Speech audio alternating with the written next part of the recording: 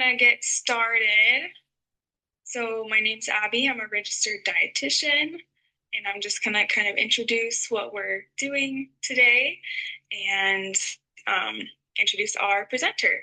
So, Mother of Fact, just a little bit about us, is a telehealth platform providing evidence-based nutrition care from registered dietitians for women from pre-pregnancy and fertility throughout pregnancy, postpartum, and beyond. We specialize in high-risk nutrition intervention and care. We work primarily with birthing people in restricted communities. If you have any questions about us, about Mother of Fact, who we are, or how we work with patients and care teams, I will drop my email address in the chat so you can reach out with anything after the webinar. Before we get started, just a little bit of housekeeping. So please keep your microphone on mute. You're welcome to drop questions throughout the chat, throughout the session in the chat anytime, but we'll save most of the Q&A for the end. So this webinar is part of our free educational series. We'll be sharing details about upcoming sessions at the end. If you can't stay for the full session or you would like to revisit today's content, recordings are available on our YouTube channel, and we'll include that link in the chat as well. So that said, welcome to today's session. Our topic today is the gut-brain connection, supporting mental health during pregnancy and postpartum. We're really excited to dive deep into this conversation and share practical evidence-based guidelines you can actually use. So Shannon will be our presenter, and she is a registered dietitian with Mother of Fact with expertise in maternal and women's health. She currently lives in Maine and began her nutrition career in Boston, Massachusetts in the clinical setting, working within both inpatient and outpatient settings with special focus in the endocrinology department. She has worked extensively with Mother of Fact patients navigating gestational diabetes, high-risk pregnancies, and is passionate about supporting families with practical, compassionate nutrition care. We're so excited to have her on the Nutrition Mother of Fact team, and we're excited for her to share her expertise today. So Shannon, I will turn it over to you. Thanks, Abby. Thanks so much for that introduction, and so happy to be here. This topic is so important, and I find that I'm a firm believer of promoting whatever way we can support mental health throughout all life stages, but specifically pregnancy and postpartum. So a little overview of what we'll kind of chat about today is looking at what the gut-brain connection is, how the body communicates with itself, and how everything is really connected and linked together. Talking about nutrition and dietary patterns, so we'll highlight fiber, omega-3s, probiotics, and just overall nutrition and how that can really help health and wellness.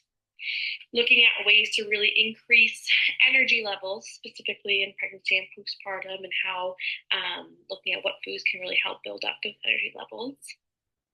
Looking at how we can support daily habits for emotional health, ways to kind of incorporate different foods and lifestyle strategies to help that. And then identifying when to seek support. If you're finding that different things can be difficult, knowing what care is available to you and kind of when the best time is to look into that.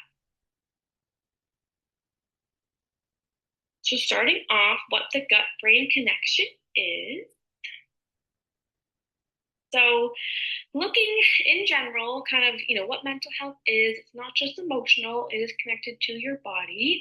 So throughout your day-to-day, each week, each month, your gut and your brain are talking to each other. So they're sending different signals to kind of let them know what's going on and adjusting, the different components in your body each day. So looking at different mood-related chemicals, looking at different shifts in hormones, how stress can be impactful on digestion and your gut function, and definitely how inflammation on the body can impact mood and your mental health. So definitely looking at how nutrition can really be so supportive and a good tool to make sure that we're looking at to really support these different functions in the body.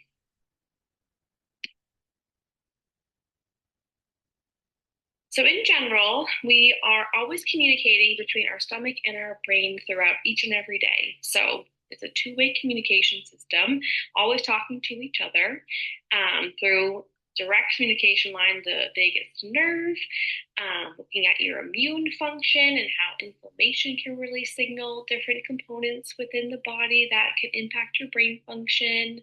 Your hormones are talking to each other throughout the day. So looking at how different stress can be impactful on hormones, seeing if that's impacting your hunger cues, changing your digestion, slowing down your digestion, and then also looking at gut bacteria and that microbiome.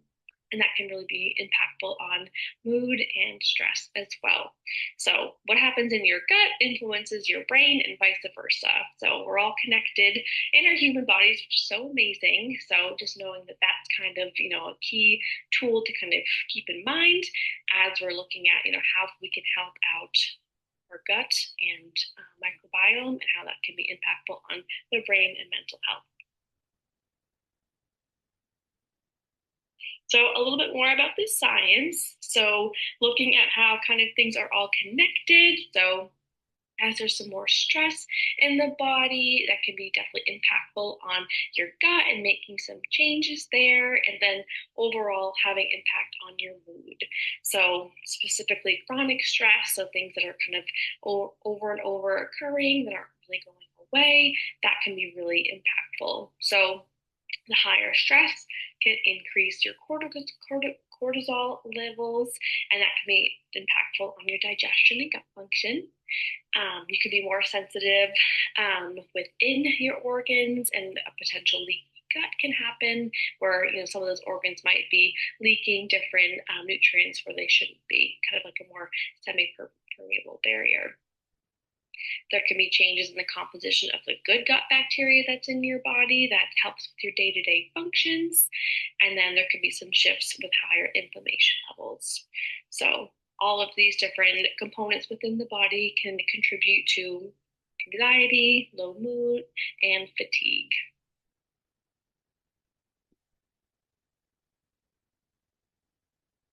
So applying this into pregnancy and postpartum. So definitely stages of life that increase vulnerability for these changes and shifts. So looking at their hormones, there's lots of shifts, especially estrogen, progesterone. There's some swings as your body's adjusting.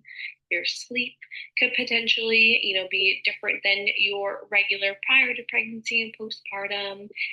Quality of sleep, getting comfortable can be different. So that can also have an impact on your whole biological cycle and your biological clock.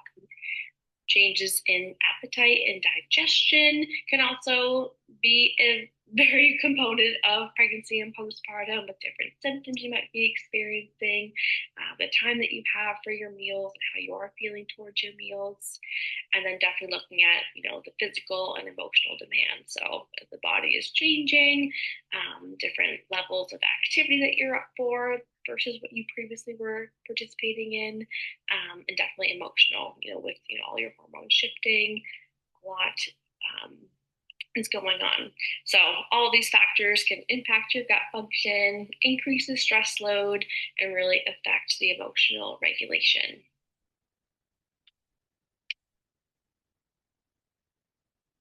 So looking at our inflammation and mood, so we really want to see, this can be a big link. So having inflammation constantly in the body can be increased in mood disturbances. So impacting the brain function can be linked to depression and anxiety, and really trying to help out your gut health can really help regulate that inflammation that is going on from different components within the day-to-day in your life. So that's why we're really trying to focus on how can we support gut health, your microbiome, to really help those inflammation levels. That way we're not having them constantly be high, to kind of regulate it a bit more. So focusing a little bit on nutrition and dietary patterns, so kind of what we can do to help out our bodies to lessen the inflammation and really set ourselves up for success. So in general, why nutrition can help the gut-brain axis is really to help regulate things. So probiotics, which are found in food, really support that good gut bacteria that we need. Omega-3s really can help reduce inflammation and support brain health for both baby and mom. Polyphenols are great antioxidants and anti-inflammatory factors. And then those fiber sources can help feed the good gut bacteria to make sure that it's functioning as it should.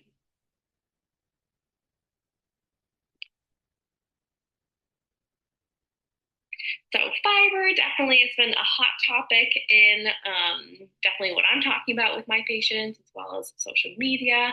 So I love all the good attention fiber is getting. It's so important for your gut health and helps your microbiome. So fiber, you don't fully digest it. It passes through your GI system, and once it gets into that large intestine, it does get broken down a little bit by the gut bacteria into different helpful compounds. The short chain fatty acids can really protect the gut barrier and help those inflammation markers come down. So we do want to make sure that we're incorporating fiber into our day to day and can really support the diversity of that good gut bacteria. So a lot of people do not eat enough fiber in their day. So I'm always talking about ways to, that are practical to incorporate it into your meals and snacks. So some good food sources of fiber are your fruits and vegetables. I personally love, whatever sounds good to you. If you like your vegetables raw as a salad or with dip, utilize those. If you love some good roasted vegetables, that can be a great way to incorporate into your day. Variety of colors in the rainbow, but broccoli, spinach, kale, carrots are high fiber sources. And then looking at your fruits as well. So berries, apples, kiwi are a great source of fiber. But in general, just trying to get more fruits and vegetables into your day to day will thus help increase your overall fiber intake. I also love talking about legumes, so prioritizing lentils, beans, chickpeas.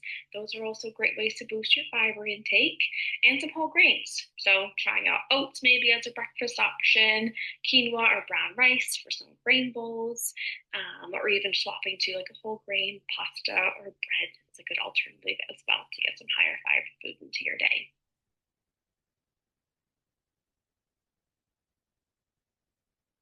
Omega-3s. So these are our healthy fats, and they really can help support the brain and the mood by lowering the inflammatory factors that are happening there. Super helpful for your brain and can be linked to improved mood outcomes. So food sources of omega-3s, definitely those fatty fish, so salmon, sardines, great to incorporate into your rotation throughout your week. Salmon and sardines are safe in pregnancy. They're a lower mercury option. Definitely consult your provider if you have some questions about what fish is safe, but for the most part, salmon and sardines are totally fine and also available canned. So it could be a little bit more of a cost saver too, if that could be helpful to get it into your diet without having to buy it fresh.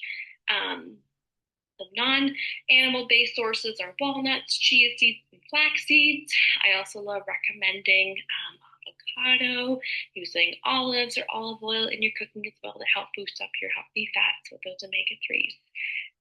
You can definitely talk with your provider as well if you do follow more of like a vegan, vegetarian option, how to get those food sources in as well and kind of what options you have.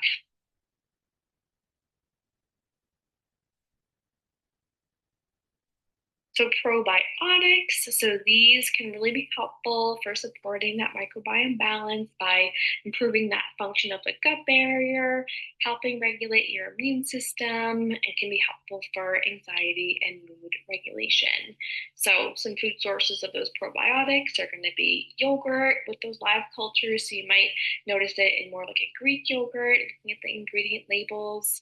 Kefir, sauerkraut, kimchi, miso, tempeh, so it's more of your fermented foods. So I always recommend trying out ones that you like and trying to find out how you can incorporate them into your day to day. Maybe if you're making a smoothie, could you throw in some yogurt or some kefir? If you're making a grain bowl, maybe you can use some kimchi or sauerkraut and add that as a topping. And miso can be great, in soup as a marinade. And try to incorporate into your day to day. But some fun things maybe to try out if you haven't before. So really looking at, how, if you're having lower energy, how can we support that to really help out your gut health? Because that can happen in pregnancy and postpartum, and we want to make sure that we're helping out all sorts of health. So when your appetite is low, definitely this I see happen a lot, specifically first trimester and sometimes in the third as well, depending on just, kind of how life is, what time of year it is, if you're having any symptoms or anything. Um, Definitely with fatigue, nausea, or stress, I can see appetite dipping down a little bit. So I always try to, start small and just really try to incorporate overall eating in the day. So, trying to have small, frequent meals versus skipping meals. Try not to have super long gaps between your meal times. So even if we're adding in little mini meals or kind of, elevated snacks, I'll call them, just to get something in your body versus nothing. Choose soft, simple textures, nice things that maybe bring you comfort or just, are pretty easy to pull together without a lot of cooking. And just try to focus on nutrient dense, easy to eat foods. So I'm all fans of, using, a banana could be a great thing to kind of incorporate into your day to day, but you're not putting together a full 3-course meal. That's great if you can get something in. So really trying to support yourself without overwhelming yourself if appetite is on the lower end. So a couple different combinations of kind of some simple things to have. Maybe you want to keep them on hand if you feel like your appetite could be dipping low, or if you feel like it is low now. So using a protein and pairing it with some fruit, yogurts with some berries, cottage cheese with some pineapple or fruit, some blended options, so drinkables. You could do a smoothie or a protein shake, or even just a glass of milk could be an option of getting something in. Pairing those carbohydrates with proteins, eggs with toast, tuna with crackers, or the sardines with crackers. And then like a snack plate option. So kind of maybe a couple things you just have in your fridge or in your pantry that you can kind of pull together that makes it a bit of a balanced option, like cheese, nuts, and fruit, hummus, bread, and some vegetables. So a few ideas to kind of help. Maybe if you're really just struggling, brainstorming what to have, and appetite's not quite there, so not as exciting to eat, but we still want to get something in our systems to give us some energy. So again, like I mentioned, so definitely sometimes nothing just sounds good. Appetite is low. If you're having some nausea, try starting it with those liquids. So the smoothies, soups, milks can definitely be a lot easier to tolerate. They're not going to take a lot of time to pull together, and they can give you the energy, protein, and hydration that you need to help give you some energy in your day. I love bone broth, and we definitely smoothies, and there's so many pre-made options as well if you want like a Greek yogurt drink or a different protein shake. Those could be some things to look into. Definitely not as a long-term, meal replacement, but just to kind of get you through, because hopefully, we'll get your appetite back up in a couple of days or a couple of weeks. So definitely trying to eat what feels manageable. Maybe it's not quite what's ideal, but if I can get someone to eat something versus skipping a meal, that is a huge win. So really trying to not overwhelm yourself. So trying to keep, simple options on hand. If it means that you're grabbing something when you're out and about, maybe more of a convenient option, that's totally fine, because I want to make sure that you're getting something in your system. Oftentimes, pretty neutral foods, bland foods, or mild foods, we can call them, can be kind of a hot topic to kind of start with. So, like rice, yogurt, toast, bananas, applesauce are super, super bland, not a lot of, they're not heavy, they're not spicy, so can be a little bit more better tolerated. So, I'll often try to recommend starting with those and then kind of build out your safe foods and add from there. And then really just prioritizing any kind of intake over none at all. So even if it's a couple bites of food, a couple sips of a smoothie, I'm glad that you're trying something and getting something in your system to help out that blood sugar and really help out that fatigue. So that could be a good place to start too.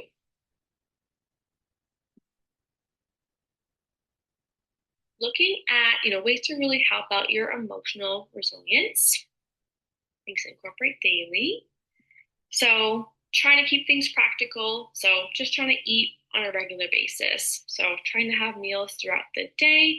That could be, maybe 8 a.m., 10 a.m., 1 p.m., 5 p.m. So whatever works with your schedule, where you are, but really trying not to have nothing all day, then a big meal at 6 p.m.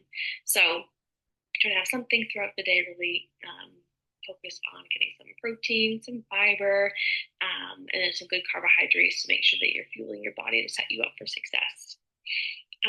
So looking at, building out meals. So whatever feels comfortable to you. If you can get around 20 grams of protein, pair with a fiber source, great. But maybe we're starting off, just trying to have, some crackers and peanut butter, and then we can kind of build from there. So really kind of taking it easy on yourself and trying to find ways that work into your day to day.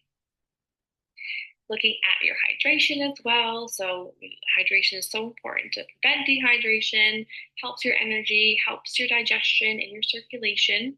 So we really try to recommend in pregnancy around 100 ounces in your day. That's definitely on the higher side. So don't, overwhelm yourself, but, it could be good to kind of make sure that you're incorporating different hydration methods. It could be those soups or those broths, the smoothies, the milk. If plain water isn't really sounding great to you right now, that's okay. There's lots of other items that can be hydrating as well. And then trying to get some gentle movement in. So depending how you're feeling, I never wanted anyone to be doing anything that pushes them past their limit, but maybe some light stretching, some different safe exercises, maybe walking can be really helpful to kind of help out your energy levels, help you sleep, and help your digestion a little bit.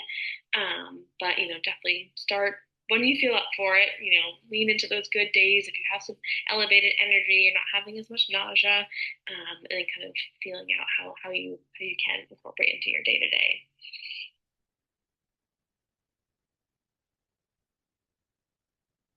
So, in general, kind of the thought behind looking at having this routine and incorporating the different strategies into your day to day, the predictable patterns can be helpful to regulate your nervous system, stabilize those hormones, and really support that emotional balance that you need during pregnancy and postpartum. So, those consistent meals can really help reduce cortisol spikes. So, when you're eating regularly, your body's digesting these great foods, and having that food consistently throughout the day can be helpful with stabilizing your blood sugar and really preventing big energy crashes or spikes if you're kind of having more of like an irregular eating pattern, thus helping out reducing those stress hormone fluctuations throughout the day. Looking at your sleep routine. So I know that it can be very unpredictable, pregnancy and postpartum with bathroom trips, and then of course when you have a newborn. But trying your best to have somewhat of a regular sleep and wake cycle can help with your circadian rhythm and be helpful for that mood stability. And looking at your breath work. So kind of, doesn't need to be a full meditation, but looking at how you are kind of navigating throughout the day. Slow inhale, box breathing can really shift your body into like a calmer atmosphere to help reduce some stress and emotional regulation. So even if it's taking just one moment or stepping away to take a couple quick breaths, that could be, lead to a big impact on your body and creating some sense of calmness and lowering some stress levels. So again, starting small, making a couple different changes in your day and seeing if that can be impactful, and then continue with it if you feel like it works. So definitely knowing when to seek support is definitely a great tool to have, because sometimes we can't navigate everything ourselves, and it's wonderful to lean on our community and things that are available to us. So some different red flags to kind of keep in mind and kind of keep a lookout for if you find that like your mood has really dipped down and it's not picking up at all, if you're very low motivation, loss of interest in things, sadness has really continued, and it's not really improving, that could be something to kind of keep an eye out for. Definitely high anxiety levels. If you feel like there's lots of worry, your thoughts are racing, maybe some physical symptoms, maybe some tension in like your shoulders or in like your jaw, that could be something to kind of keep an eye out for. if your appetite really remains low, or you're feeling like you're just not interested in food or your meals, that could be, something to really kind of take note of and see, if that's continuing or if it kind of resolves after a couple of days or not. Looking at that sleep, so really seeing if like you're constantly staying up throughout the night, unable to fall asleep too frequently after you do get up. That's kind of different than what you've noticed in pregnancy, postpartum, and just feeling disconnected and overwhelmed with life altogether. So things to kind of keep an eye out for and definitely take note of if you feel like this might be applying to you. So does not have to be something that you have to face yourself. If you find, okay, having a couple of red flags, something's not quite going my way, how can I get help? So there are lots of areas that can be used and beneficial to you. And every person likes to handle different emotions separately. So maybe you want to look into different healthcare providers. So maybe your OBGYN, dietitian, primary care, maybe they could put a referral in for mental health counselor. Maybe they can give you some suggestions and things to kind of try, but definitely communicating what you've noticed and things that have popped up. Definitely let them know. Those different mental health professionals, so therapists, counselors, they can really give you different tools and work with you one-on-one to be helpful with your mood changes, emotional transitions, and helping manage your anxiety.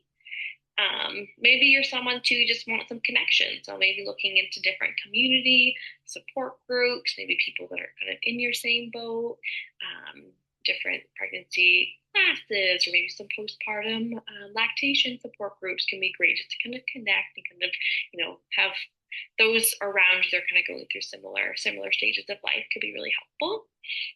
And then connecting with your family. So maybe family, friends, partners, even if they're not local to you, can you set up some FaceTime calls, video chats? Can you text someone? And then if you have anyone in your local area, meeting up for a coffee or some kind of good connection to kind of make sure that you're talking things through and not, feeling alone. So definitely some good options and looking into what's available in your area. So definitely, trying to, look at reframing and, this phase, it is just a phase.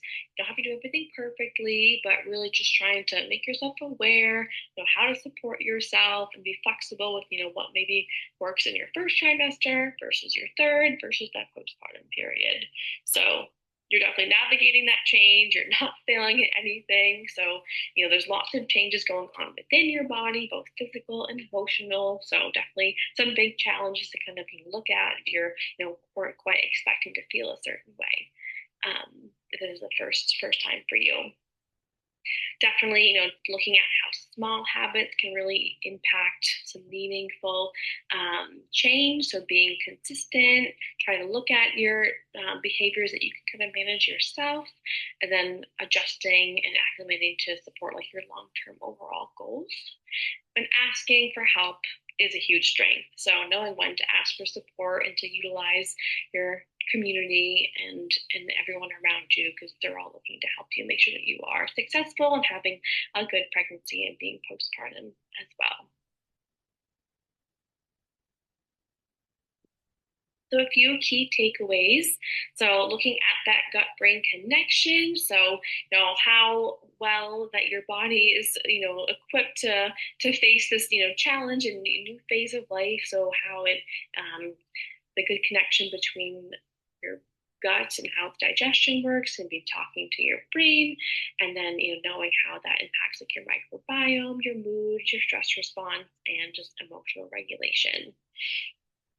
Looking how to navigate chronic stress and how to make sure that we're reducing inflammation, helping out with our hormones, really supporting our body through this time. Definitely utilizing nutrition such as those good fibers, omega-3s, whole foods, blood sugar stability, to help out with all these different functions in our body. So trying to find maybe even one or two small changes to help make a difference, and that will really help out in the overall big picture with making change and feeling your best. So thank you so much. Here are our socials. any questions that I can answer. Thanks so much, Shannon. That was great. If anyone has any questions at all, now is the time where you can put that in the chat. And we will go through some of the ones that we've already received together. So let me find the first one that we have received.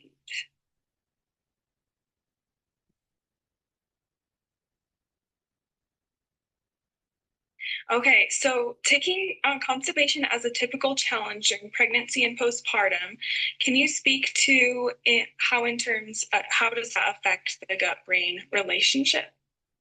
Yeah, good question. Yeah, so constipation is a big topic, and I feel like it's very common in most pregnancies and postpartum periods. So definitely, we want a fully functioning GI system. So definitely, if you're feeling that you're a bit backed up and that food has been kind of hanging out there a little bit too long, we don't want any extra stress on the body. We don't want that to lead to any kind of gas or anything that could be really impactful for your appetite and other things that can be triggers for how you're feeling towards your meals. So we definitely the fiber intake, your hydration, your movement, these are all things that can be helpful to help promote some good regular bowel movements. We'd love to see them daily. Every other day can be okay too.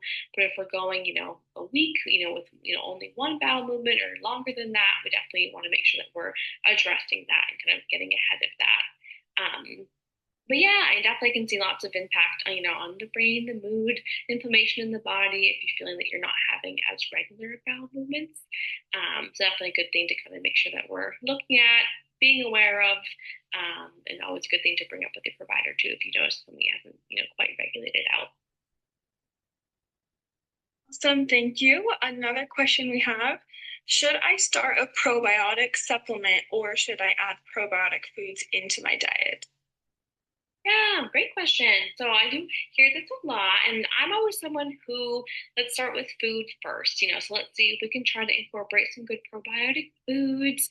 So how can we really help out that good gut bacteria? So maybe you're like if you're interested in trying a new food or incorporating some of those fermented foods, fabulous. But if you're really having a hard time, maybe tolerating some different foods, or you're having some nausea, vomiting, is not as appealing to try out some sauerkraut, totally get it. Or you're dairy free, you're not really interested in, a Greek yogurt, that's okay. Then maybe that could be a good option to look into a probiotic and asking the provider, if they have any good recommendations for you. Great answer. Totally agree. We do have a follow-up question. I believe it's to the first question that you asked.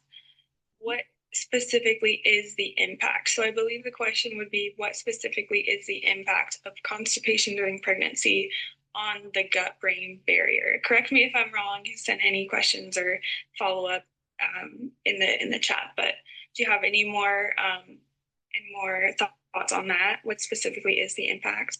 Sure, definitely. And I can definitely look into it more. I'm not quite sure exactly what we think that the direct impact could be. I can see a big chain of events happening that could be causing an impact, and definitely mental health wise as well. You can see, if you're having struggles with bowel movements or if there are any kind of hemorrhoids forming, definitely the other factors in the medical sense that are going to be impacting that mood. But I can definitely look into it and see, on a chemical or molecular level, how that could be impactful. I just don't want to say something that I'm not quite sure. But Abby, do you have any insight on kind of how that could be? I do a little bit. So the gut-brain connection, the gut-brain barrier is still very new science. Like 10 years ago, even there wasn't really anyone talking about this.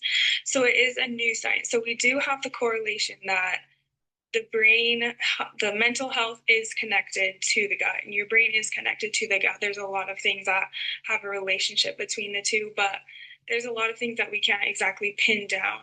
We do know constipation is common during pregnancy for a lot of reasons, not just because of bad gut health. So you can have good gut health, but also still experience constipation in pregnancy. That's just because of all the hormonal changes and things that are happening in your body to help you absorb the nutrients. So, there is a correlation that we've seen between um, greater greater effect of depression or higher rates of depression with a lower health in the gut.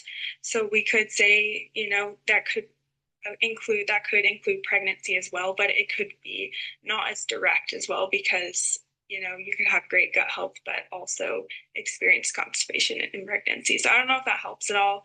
Hopefully that gives a little bit more light to that. Is there anyone else that wants to say anything? I know Erin, one of our dietitians, is on here as well. I just popped a little comment in the chat, but I think you guys covered our scope of knowledge, and to your point, Abby, it is still a really new field, so we're learning alongside you. Yeah, but feel free to drop your email, and I'm happy to look into it more and give you any other, resources I can find that, could be more, what you're looking for like that direct impact if it's really on the science level. Sure. Thank you. Okay, maybe we'll do one more question. What are your favorite ways to add fiber to your meals and snacks? I know fiber is really big on social media, and this person keeps hearing about fiber on social media, but they don't know where to start. Yeah, great question. I think that, it's such a big, marketing word. And I think I do see fiber listed on all different, products I see at the grocery store now. So, I really, like to try to make it nice and simple so that way you can really apply it to your day to day. So, maybe looking at your breakfast, if you're someone that, you just like to have a bagel with cream cheese, love it. But, to way to add a little more fibers, like could you swap to a whole wheat or a whole grain bagel with your cream cheese? And if that's not something for you, if you love, your everything bagel, totally fine. Could you pair maybe a banana with your breakfast or some kind of bowl of berries, or maybe a small, if you like the more savory in the morning, a small little side salad or some like roasted tomatoes or spinach or mushrooms. So, how can we kind of pull in either a fruit or vegetable at your breakfast, or can you incorporate, into the grain itself, making it a bit more of a whole grain? So that could be one option. But I think definitely adding some color into your day, looking at the grains that you're having and making sure that, they have some fiber component to them. Definitely, happy to share on our social medias too, some ways to kind of read nutrition labels and how to look to see if a product has fiber in it if you're not quite sure maybe what's in your pantry already. But I think definitely adding some color could be a great way to start if you're not, typically having a fruit or vegetable with your breakfast. Can we add that in? And same goes with, your meals and your snacks. Awesome. There's a lot of great ideas there.